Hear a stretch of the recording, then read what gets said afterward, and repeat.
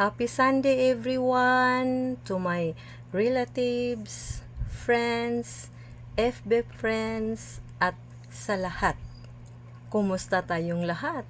Sana nakapagsamba na tayo at syempre unahin natin ang pagsamba higit pa sa lahat ng mga gawain natin sa araw-araw. May isi-share lang ako sa inyo, pero bago pa man ay nais kong batiin ang aking pinakamamahal na auntie, Imay Lorenza Alinsob Piol. Maraming salamat sa iyo, Imay Auntie Lorenza Piol. Isa ka sa pinakamatalik kong kaibigan, para na ding mama, para na ding kapatid.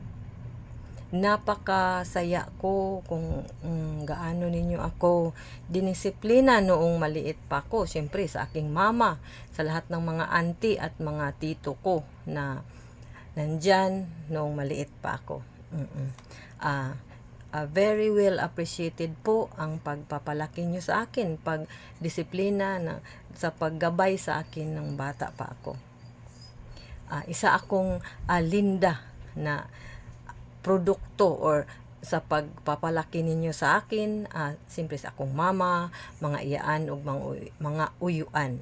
Pero ganun pa man ay ang isi-share ko sa inyong lahat mga idol ay walang anumang bagay or material na bagay, kayamanan dito sa mundo na pwedeng ipagpalit sa ating kasiyahan. Unang-una mga idol ay pasalamatan natin ang Panginoong Diyos. Tatlo lang naman ang guide sa ating panalangin. Una, pasalamatan natin ang Panginoong Diyos. Kahit na wala man tayong masyadong natanggap na akala natin napakahalaga para pasalamatan, magpasalamat tayo. Humingi tayo ng kapatawaran at saka na tayo hihingi ng kung ano man ang gusto natin sa buhay. Kasi ang material na bagay mga idol ay isa lang yan sa kasangkapan natin dito sa mundo. Ang importante, ang pananampalataya natin sa ating Panginoong Diyos, ang pagmamahal natin sa ating kapwa. Kung ano man ang ating magagawa sa ating kapwa na kabutihan na walang sukli, walang kondisyon. Kung kaya nating magbigay ng kabutihan, hindi lang basta material na bagay ang ibibigay natin para lang sabihin na nakatulong tayo.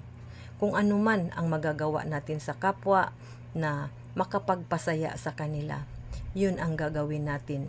Hindi natin ipagpapalit sa anumang material na bagay ang mga relasyon natin.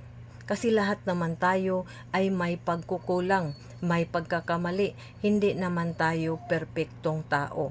Pero hindi sana natin hayaan na ang material na bagay o ang kayamanan dito sa mundo ang siyang sisira sa ating mga relasyon, sa ating relatives, pamilya, friends at saka sa ating kapwa.